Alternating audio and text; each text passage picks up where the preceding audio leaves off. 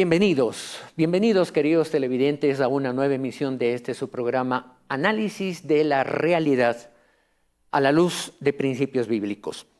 El objetivo, no me cansaré de decirlo, el objetivo de esta emisión es llevar nuestro cristianismo a términos prácticos, de acción, lo que me corresponda como ciudadano hacer, o de análisis, lo que como ciudadano tengo que ver en el horizonte de las cosas para saber cómo tiene que actuar un ciudadano que lleva un símbolo en su corazón. No es un símbolo en oro, no es un símbolo de tatuaje, no. Es un símbolo con una marca que desde lo alto se ve, un símbolo de creyente, un símbolo que dice Jesús, tu Salvador.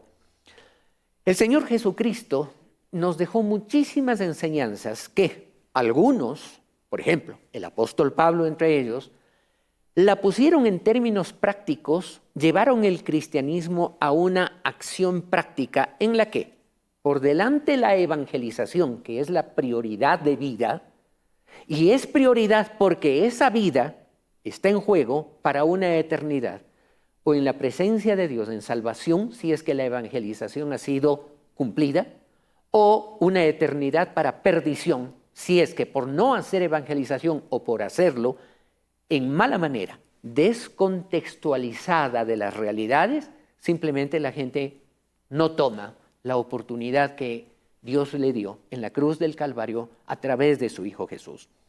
Por esa razón es que tomamos este desafío de traducir, intentar análisis de las realidades que nos rodean para ponerlo siempre en la perspectiva de lo que Dios quiere que veamos, entendamos y actuemos.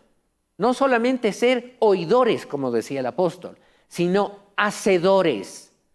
Y no somos hacedores en el templo, para adentro, puertas adentro. Ahí tenemos que hacer cosas. Tenemos que vivir como creyentes, tenemos que hacer nuestros cultos, por supuesto. Pero si de ahí nos sale el principio cristiano de vida para vivirlo en la práctica, no servirá de nada y queda en lo que ha sido pura religión.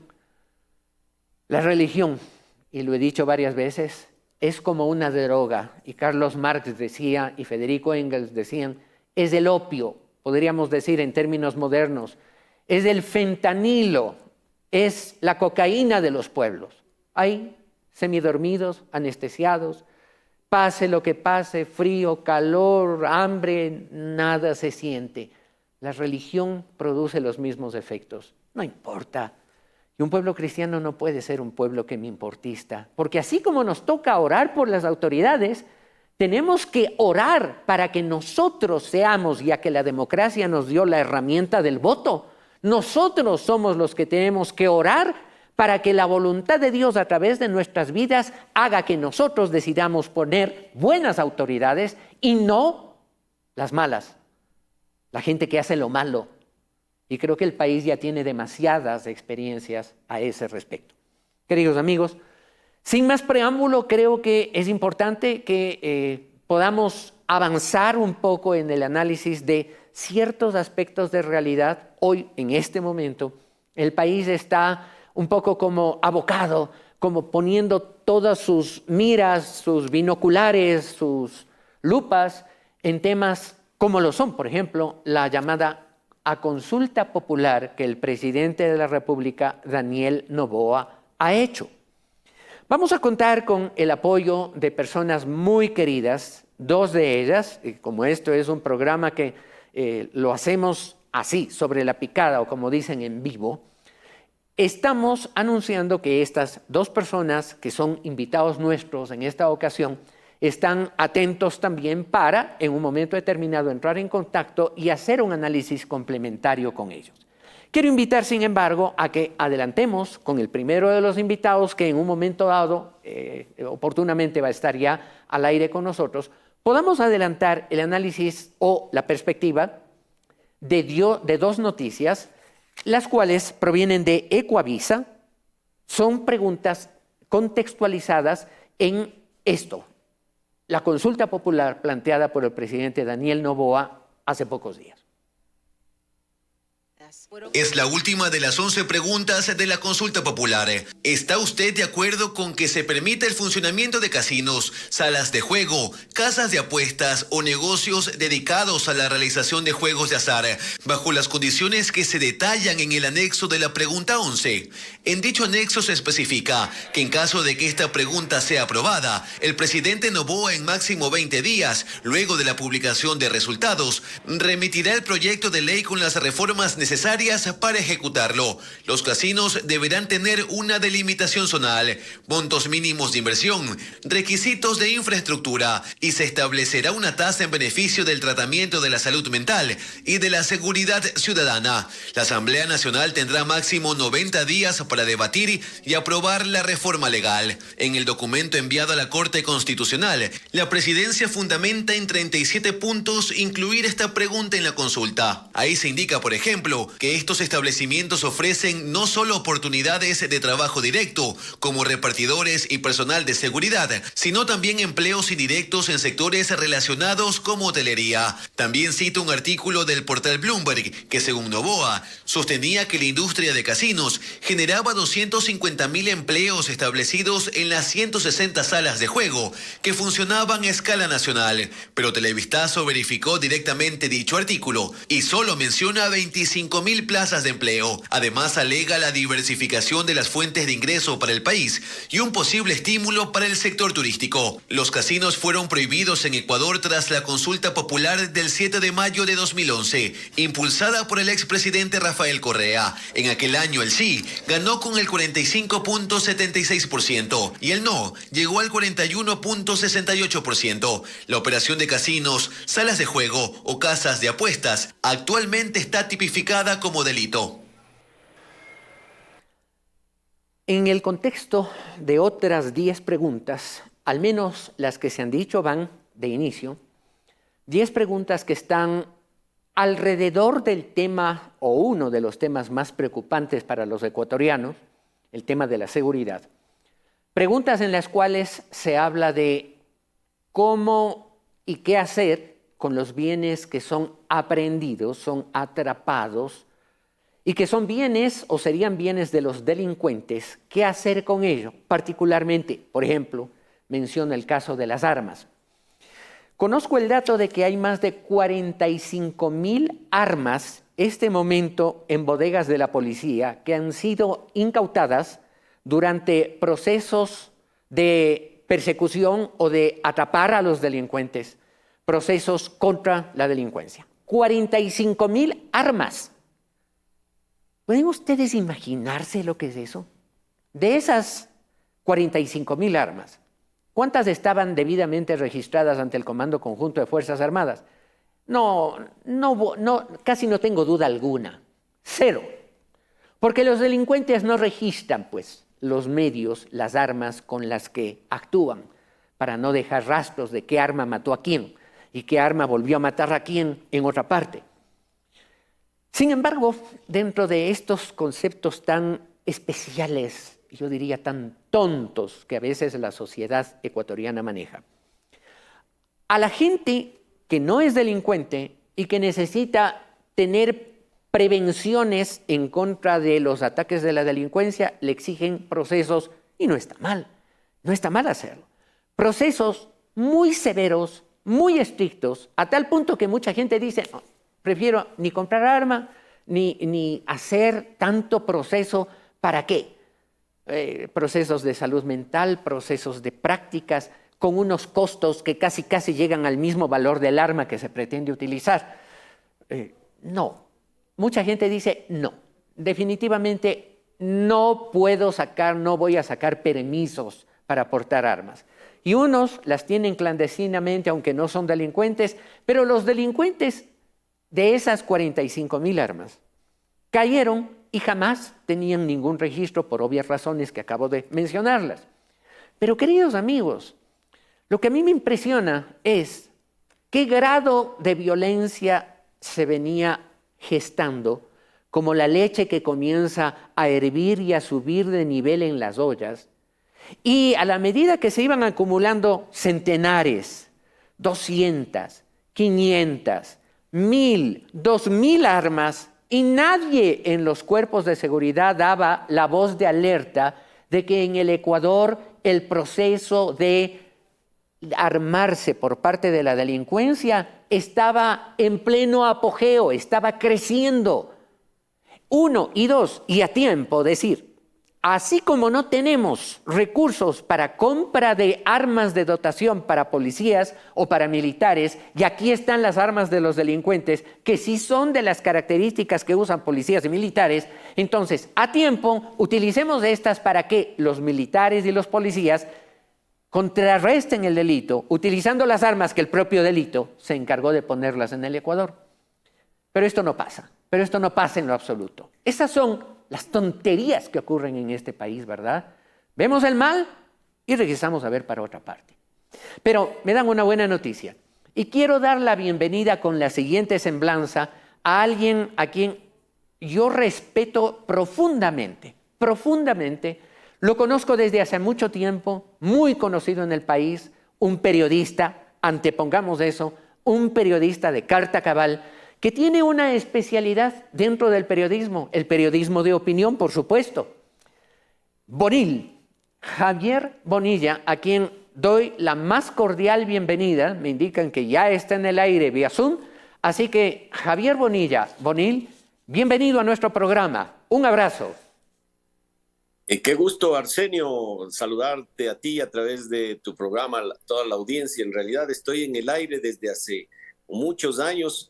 Cuando eras mi profesor en el colegio, también me decías que pasaba en el aire. Aunque siempre, claro que sí, atendía tus clases. Qué gusto estar nuevamente contigo. A ver, ya que metiste un poco la cizaña, dicho en buen sentido de la palabra, cuéntanos un poco de qué era yo profesor. ¿De qué era yo profesor y que tú le ponías atención a la final? Es que yo estuve en el Colegio San Gabriel los 4 primeros años y me parece que fue en tercero o cuarto que tú dabas la clase de Historia Universal, ¿no? Y sin duda era de las clases, para mí al menos, de las más atractivas, pues porque el tema me interesaba, las ciencias humanas, sí. Y la manera como tú impartías esa clase me gustaba, me parecía bien y de hecho muchos de nuestros compañeros te recordamos con aprecio y con admiración también, ¿no? Muchas gracias, Javier. Muy bondadosas tus palabras. La verdad es que tiempos gratísimos aquellos en los que pude colaborar en algo para que gente joven, linda, como ustedes, como tú, tus compañeros, hayan podido recibir, aunque sea un granito de arena que ha formado gente tan valiosa, porque en el grupo hay gente espectacularmente valiosa y conocida. Uno de ellos, tú, a quien yo aprecio profundamente, porque dice, sí, ponía atención.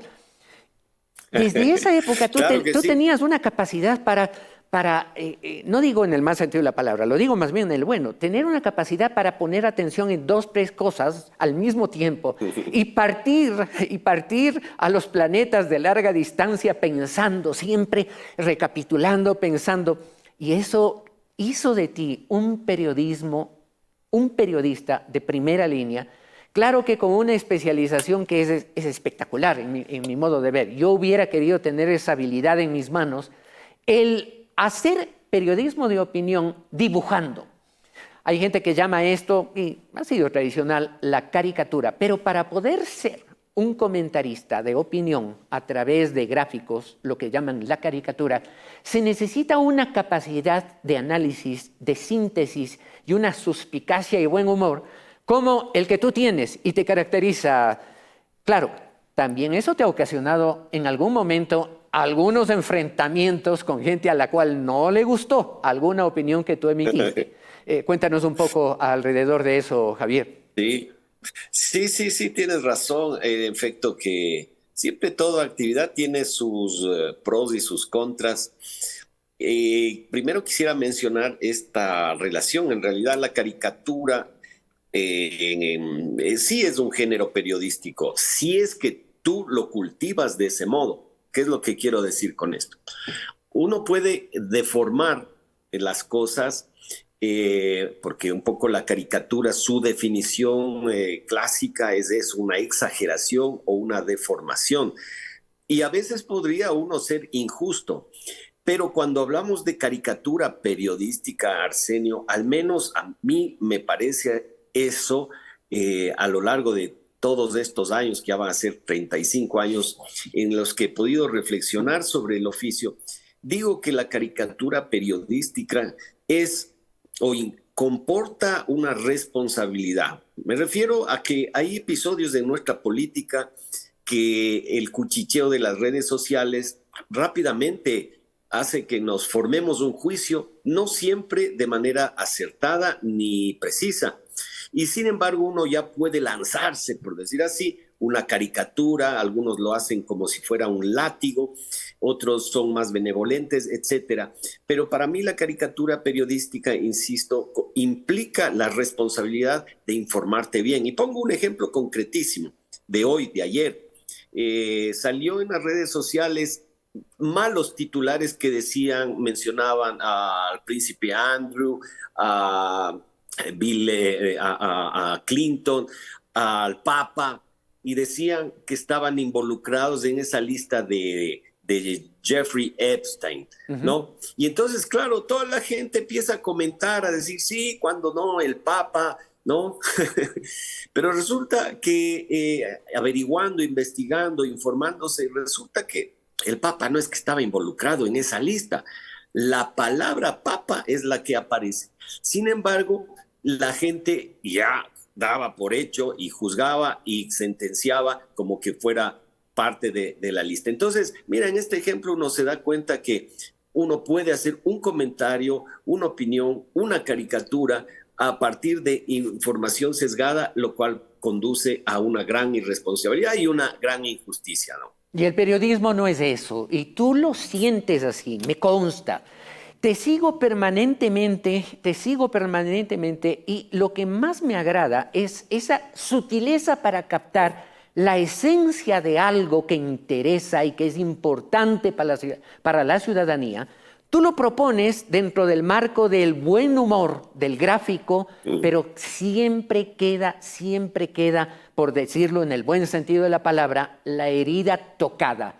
No pasa como una noticia más, una exageración más, un comentario cualquiera, no. Toca, deja marcado y provoca reflexión. Eso es lo que me encanta de tu trabajo, Javier. Gracias, Arsenio. Sí, bueno, es un desafío diario, ¿no? Hasta en el matrimonio es un trabajo constante, digamos así, ¿no? Es una convicción, un compromiso, y hay días buenos, hay días malos, hay besos buenos, hay besos malos, besos malos, ¿no? Y yo así lo veo, así lo considero, y trato de todos los días hacer una capsulita, porque eso, como ya que mencionaba hace un rato, que es un oficio periodístico y que tengo que estarme informado, hay muchos temas que se presentan y hay que estar al tanto, leer distintas fuentes, las tradicionales, también las redes, todo eso es importante nutrirse porque nos da una perspectiva, ¿no?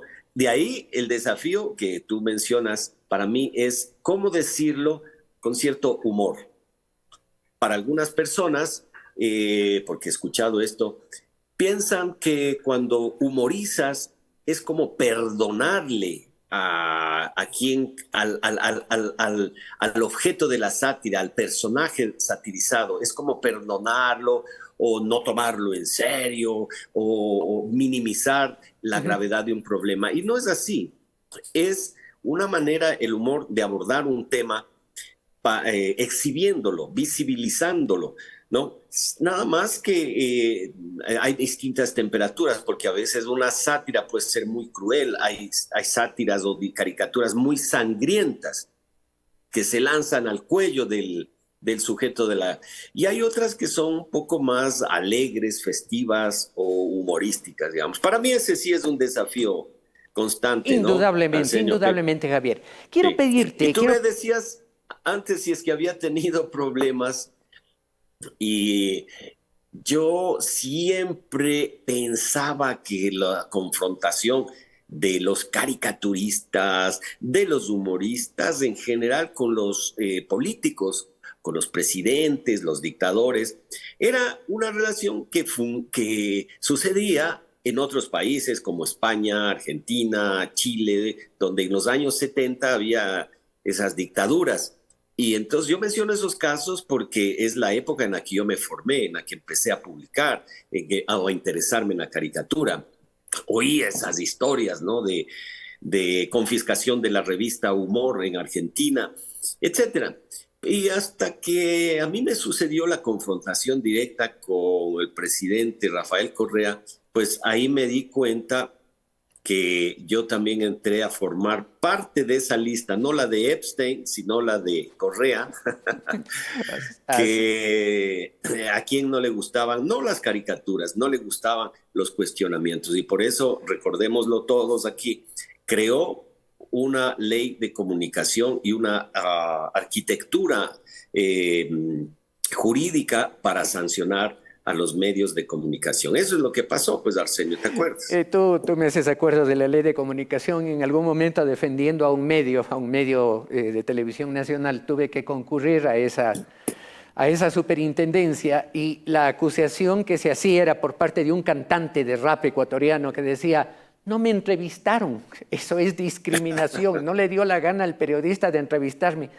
Sí, definitivamente hay cosas como estas. Javier, quiero proponerte algo, si eres tan gentil. Tengo una noticia muy seria, de fuente de Carlos Vera, su programa Vera a su manera, para abordar contigo un análisis que pase de la noticia y podamos ver un poquito, me ayudes a motivar a la gente a que vea un contexto nacional de cosas que hay que cambiar, y a propósito de este tema de la consulta popular. Vamos adelante, pido por favor a producción que nos obsequie con esa noticia de origen Vera a su manera. Gracias por esta cortesía.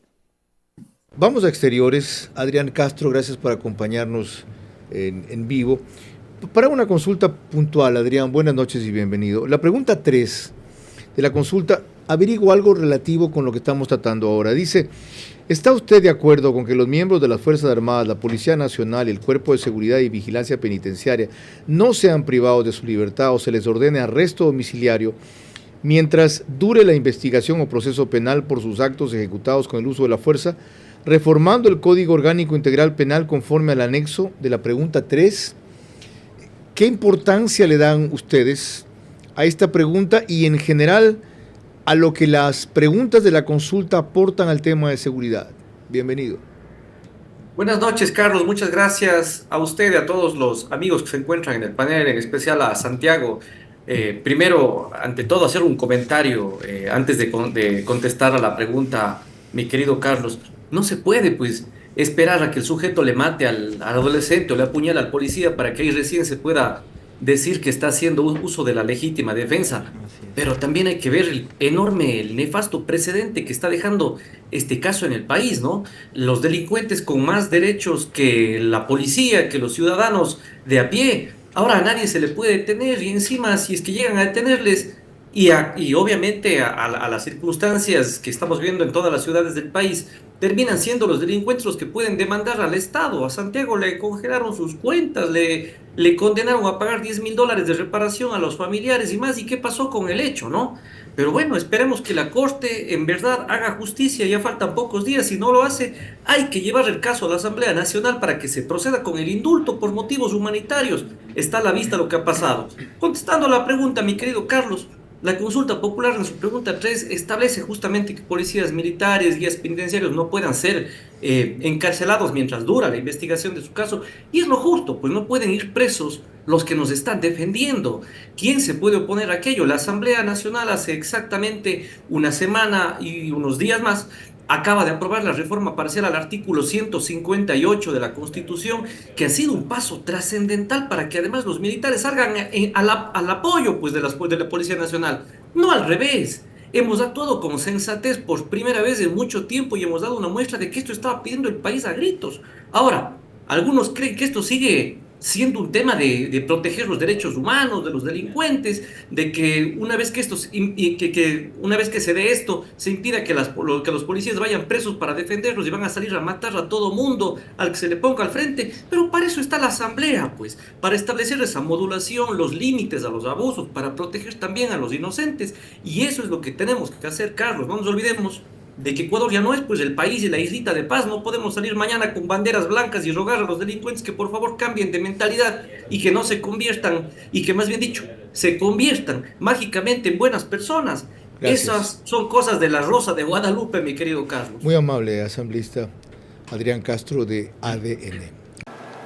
La consulta popular de 11 preguntas que presentó el gobierno resulta ser la versión criolla más contemporánea del parto de los montes. El problema no está en el enfoque que apunta hacia la seguridad, la principal preocupación de la ciudadanía. El problema está en que ese abordaje a la inseguridad, ya sea por el rol de las Fuerzas Armadas, por el control de las cárceles, por la forma de combatir al crimen, endureciendo las penas, eliminando beneficios a los reos, todo eso o ya se puede hacer o se lo puede viabilizar sin una consulta. Y además, de la consulta están ausentes los temas económicos y laborales. No hay reformas estructurales a la corroída institucionalidad del Estado. No hay criterios que desbloqueen el sistema político por el lado de los partidos. Y tampoco se atiende al sistema electoral ni al Consejo de Participación Ciudadana o a la Judicatura, solo por nombrar algunos de los más cuestionados estamentos.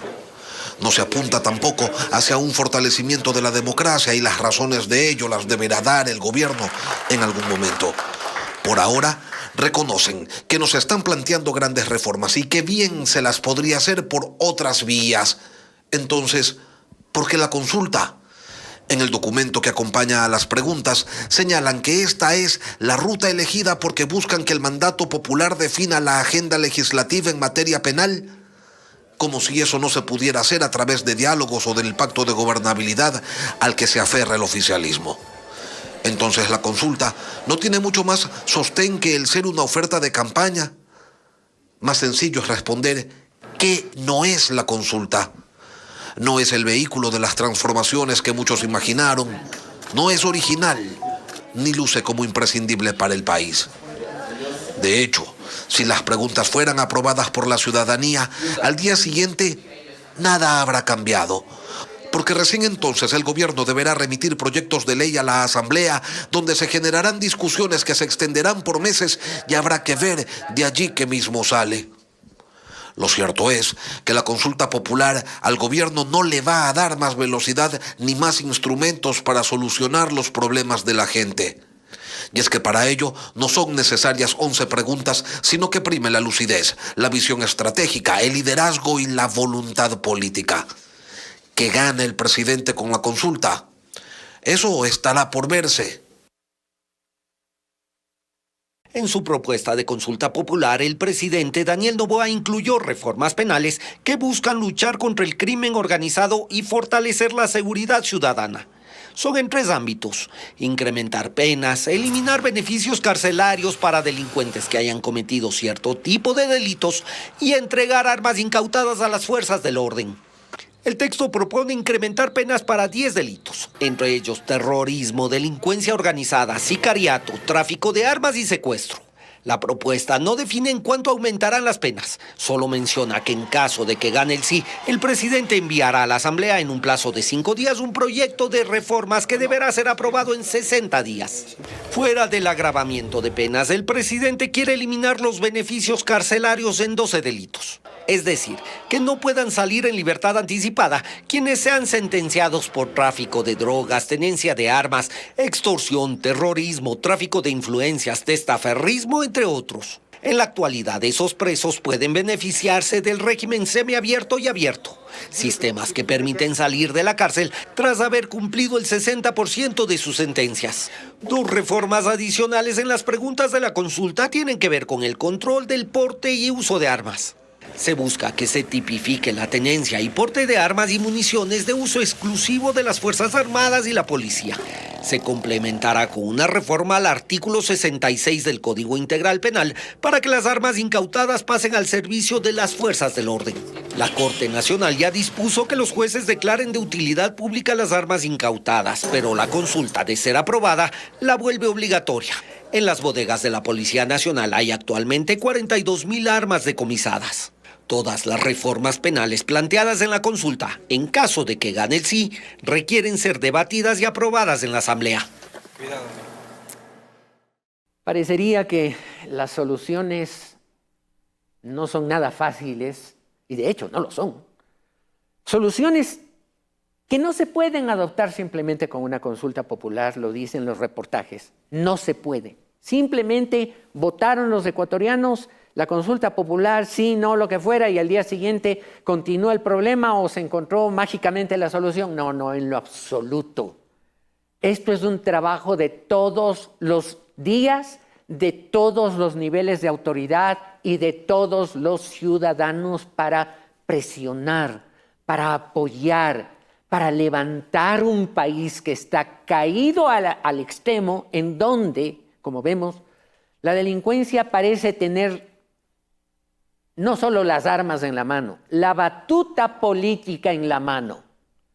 Yo quisiera hacer una pregunta para que uno por uno las más altas autoridades en el legislativo, en otras áreas, me la contesten en las próximas intervenciones públicas.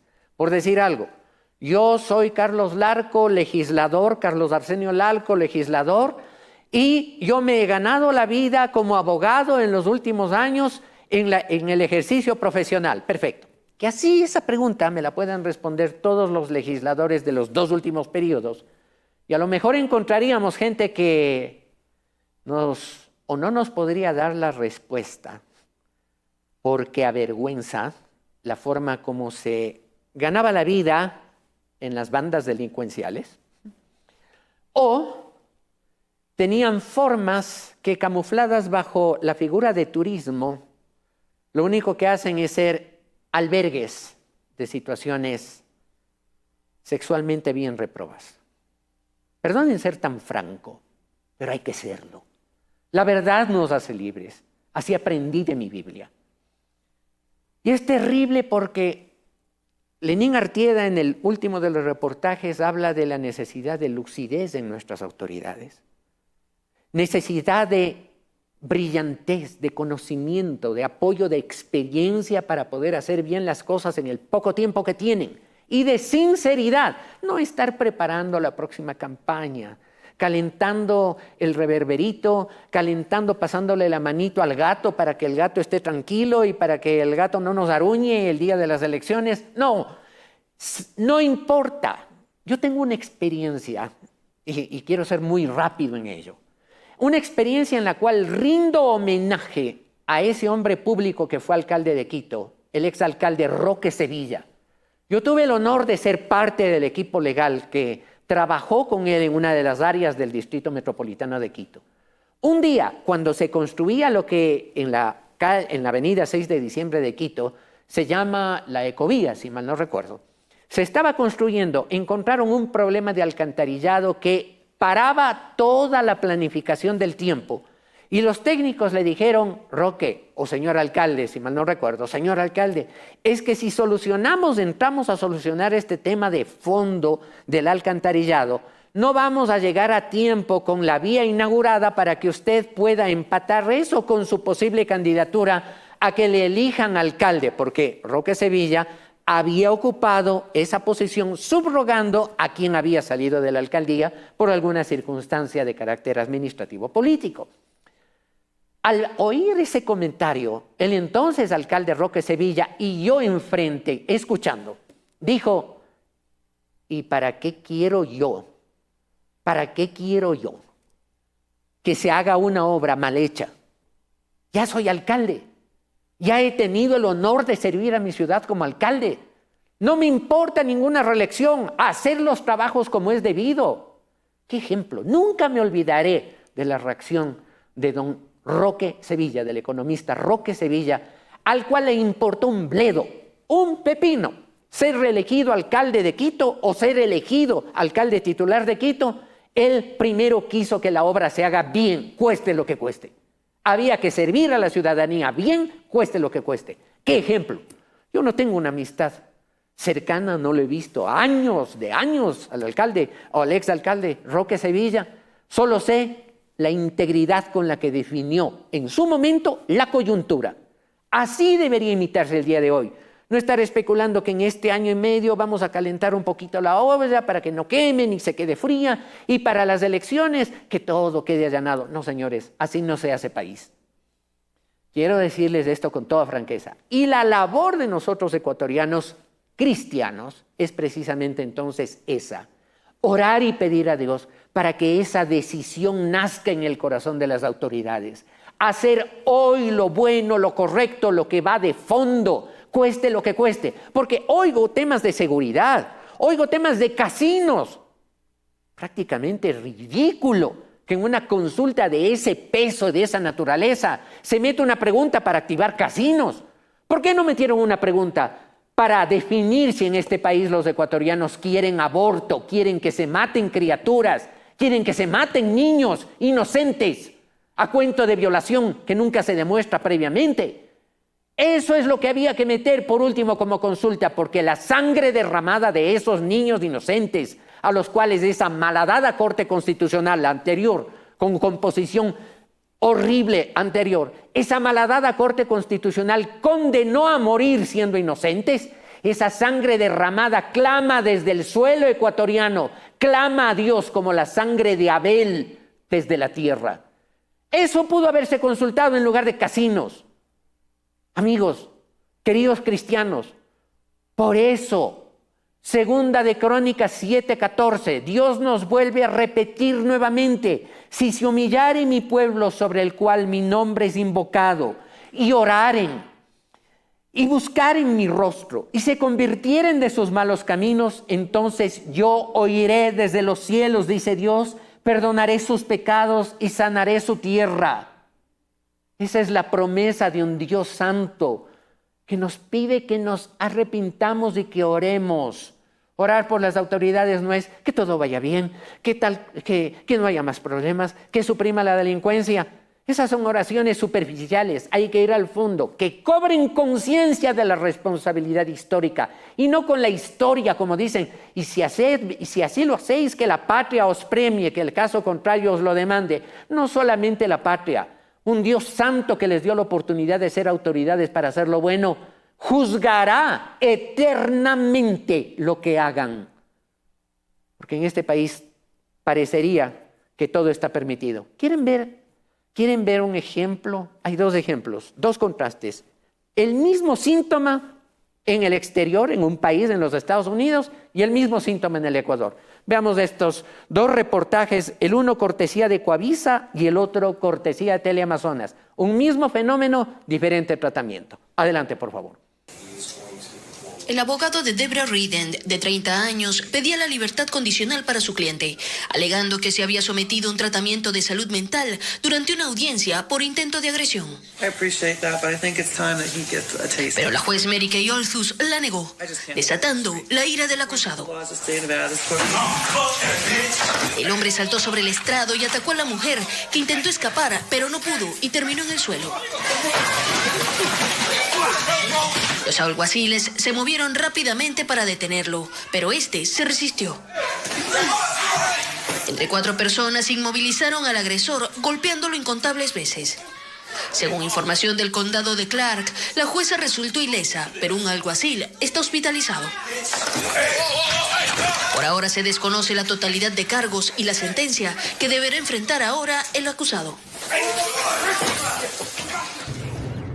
A través de un comunicado, la Arquidiócesis de Cuenca anunció que ya realizó la denuncia formal en contra de un ciudadano de nacionalidad china por intimidación contra 2 sacerdotes de la ciudad. En el texto de la entidad religiosa se detalla que días antes a las agresiones, el sospechoso habría entregado en las cúpulas de la iglesia una hoja con un mensaje escrito en chino: vine a matar a alguien. Las agresiones finalmente se dieron a los clérigos, uno de ellos de la tercera edad.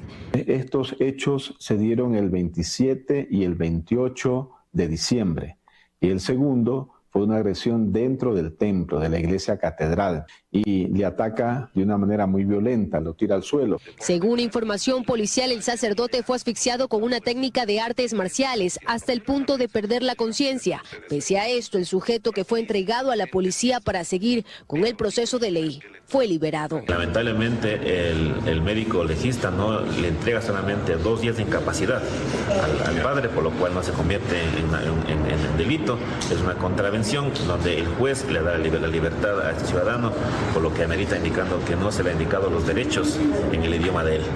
Frente a esto, las autoridades católicas decidieron reforzar la seguridad en la catedral. También se alertó a todas las parroquias sobre la liberación del agresor para evitar un nuevo ataque. Realmente es descomunal, es realmente increíble. En los Estados Unidos, ese ataque a la jueza le va a costar no menos de 15 años de cárcel al sujeto. Que no le dieron gusto, como aquí en el Ecuador. Está pasando delante del juez de Manglar Alto a las 9 de la noche. Señor juez, yo quiero la libertad condicional para un fulano que está en la Tacunga. Listo, concedido. Claro, ya sabemos cómo lo concedieron, ¿no? Con cuántos argumentos le concedieron. ¿Cuántos argumentos le concedieron? Aquí pasa lo que le da la gana. El individuo ese chino ataca ya a 2 sacerdotes en Cuenca, entre paréntesis, nuestra solidaridad y nuestro aprecio, nuestro dolor de que esto haya ocurrido con los sacerdotes cuencanos, nuestra solidaridad. Pero resulta que le liberan porque le detuvieron y no le avisaron sus derechos en el idioma mandarín en chino. Imagínense ustedes, ¿cuántas personas en Cuenca o en Quito, de cada 10,000 o de cada 100,000, cuántas personas hablarán mandarín? Yo creo que hablo bastantes idiomas, pero no hablo mandarín. De tal manera que si hubiera estado en Cuenca, tampoco hubiera podido traducir los derechos que le estaban diciendo los policías. Y como no le leyeron los derechos en mandarín, el señor salió libre. Luego de haber dicho en una hoja, voy a matar a alguien, y lo intentó ya 2 veces. Y no se lo puede sacar del país porque las leyes no lo permiten. ¿Qué clase de país hemos hecho? ¿Qué clase de Ecuador le hemos dejado convertir, en donde todo el que quiere hacer lo que le da la gana, lo hace, y los jueces le complacen? Y estoy citando un pasaje de la Biblia, estoy citando al profeta Miqueas. Los jueces juzgan por recompensa, los príncipes buscan su antojo y les complacen. Estoy citando al profeta. Queridos amigos, no más, no más. Soy un hijo de Dios, soy un ciudadano que se ha venido formando, como ustedes ven, a la luz de la palabra de Dios. A mí me resbalan los títulos universitarios que, por la gracia de Dios, desde luego los he tenido en el Ecuador y fuera del Ecuador. La verdad no la aprendí ni en la Sorbona de París. La verdad no la aprendí en las universidades donde estudié, la aprendí en el Evangelio. Y al mal hay que llamarle mal. Y al que hace lo malo, los jueces que tienen la autoridad tienen que determinar que soportan las consecuencias. Así lo hacen en Estados Unidos. Así lo hacen en países desarrollados. Aprendamos el buen ejemplo. Aprendamos lo bueno, no lo malo. Pero roguemos a Dios porque hay un cambio de actitud. Porque a mí me duele. Probablemente, seguro que a usted también le duele. Y al resto ecuatorianos, ponerles ya una indiferencia total. Hace poco en la entrevista, indiferencia total, mientras no me toque, no más. Esta es actualidad a la luz de la palabra de Dios. El dolor de los que tenemos, el conocimiento de lo que Dios quiere para la vida de este pueblo tan amado por Él, el dolor no puede ser ocultado. Pero comencemos a trabajar, orar y actuar, orar y trabajar. La fe sin obras está muerta, y en eso no le vamos a dejar al Ecuador morir, porque nuestra fe es inútil y estéril. Hasta la próxima edición de su programa. Gracias por su sintonía.